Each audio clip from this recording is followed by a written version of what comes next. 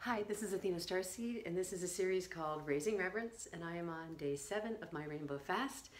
And last night, my two magical friends ended up showing up at the Sound Palace Temple, and they are so graciously going to share tea with us. They are international spiritual teachers, and they came from the high-tech world. They'll tell you a little bit about that, but they used to visit Tapas Yogi Nandi when I lived at his temple in Culver City, and I've been friends with them for almost 4 years now, and they're actually like Reverence's spiritual grandparents, so they're family. So thank you, Ganga and Tara, for being here. It's our pleasure. I'm very honored.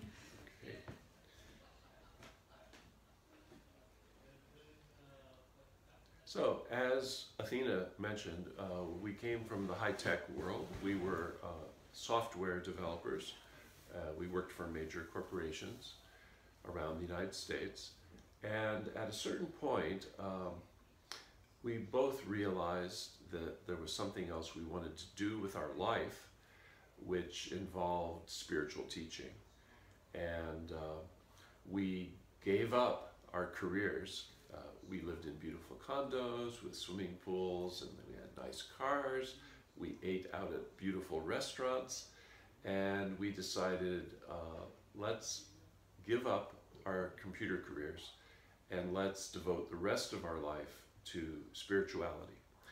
And now, after a long progression of studying with many teachers during our life, ever since we were teenagers, basically, we have become world-traveling tea ceremony people. Tea is our path. Tea is actually our spiritual path. When people meet us, they sometimes say, "What is your spiritual path?" And they think we're going to say something like Kundalini Yoga, Advaita, Kriya Yoga, right? And we say, tea. And they look at us like, tea? Tea is your spiritual path? How can tea be a spiritual path? Well, it can be. It's called Cha Dao. Cha Dao, the way of tea. And there's a long history, very long history in Asia of tea and spirituality. Very long.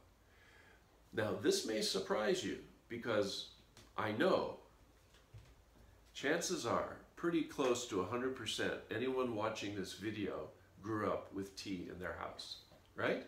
We all did. Everyone had tea. Maybe it was only Lipton tea or Constant Comment or something like that. But do you know there was a time that there was virtually no tea anywhere in the world except Western China? Tea hadn't come to the countries all around the world. Now, tea is the second most beverage next to water in the entire world. You know how you go to England and, you know, everyone drinks tea in the afternoon, right? Well, that wasn't always the case. Many, many millennia ago, tea was only a wild tree that grew in Western China. And when I say Western China, that extended down into Laos and those countries also. But it was only a wild tree. It was not cultivated. No one in the world cultivated tea at that point. Just a wild tree. And the earliest users were shamans. Shamans who used tea as medicine. It was medicine. Then, tea, a little bit later, was discovered by the nobility in China, like the emperor and the royal court and all of that. And tea was so revered because it was so rare. It only grew out in Western China, wild in forests. It was so revered that they would place it on the altar as a gift to the gods. Well, then something very interesting happened. A man wrote a book. And this book was the very first book about everything about tea. Where it grew, how to harvest it, how to process it. Tea implements. He explained tea implements. And the emperor read that book. and the emperor decided we should make tea available to everybody. And they began building tea houses all over China. And the Zen monks discovered tea, and they found that if they drank tea before they meditated, their meditation was better. You know how you wake up in the morning and your mind is a little foggy from sleeping, and then you have a cup of tea, and bing, you wake up and you're alert. So the Zen monks took to tea in a big way. In fact, they actually began building monasteries around China, and they would only build temples and monasteries where they could grow tea, because they wanted to have tea. So why build a temple somewhere where you can't grow tea? So tea spread throughout China like wildfire. The Chinese people just took to tea big time. And then eventually Korea, and it eventually came to Japan. Now the way it came to Japan is very interesting. Buddhism had already come to Japan. But at that point, Japanese culture was much more primitive than Chinese culture. China had the most advanced civilization on the planet, way more advanced than Europe.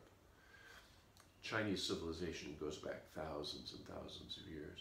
They had cities in China when Europeans were not much more than cave people, very primitive.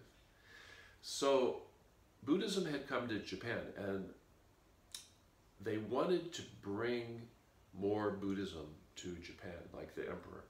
He wanted to bring more Buddhism to lift his country up. And he sent some early Buddhist priests to China to study Buddhism. And they went and they lived in monasteries, and they were very busy translating the Buddhist texts to Japanese. And when it came time for them to return to Japan, the abbots of these monasteries said, if you're taking Zen to Japan, you have to take tea with it, because there's an old Chinese saying, Zen and tea, one taste. Zen and tea, one taste. You can't separate them. So the abbots of the monastery said, if you're taking Zen, you have to take tea with it. And so they gave them tea seeds and plants to take back to Japan. And that's how tea came to Japan. Before that, zero tea in Japan. Hard to even comprehend that. Now, tea is such a common thing in Japan. Every household has tea. Every Japanese person drinks tea, right? Maybe nowadays some are starting to drink coffee a lot. Starbucks is probably there. But tea is synonymous with Japanese culture. But it wasn't always that way, right? It's an amazing thing to think of. How could there have been a time when there was not any tea in Japan? So it spread through Japan. Now the way that we came to tea is we were teaching in Thailand on the island of Koh Samui at a spa. And there was a German man named Sanbao who performed tea ceremony twice a week on a beautiful veranda overlooking the Sea of Thailand. And we began going to his tea ceremony. And we really enjoyed it. He had a long tea table, very, very, very long, and a very international group of people would come and have tea. And it was all free. He didn't charge anything, but he did have a little table off to the side where he had teapots and tea that he had bought in Taiwan.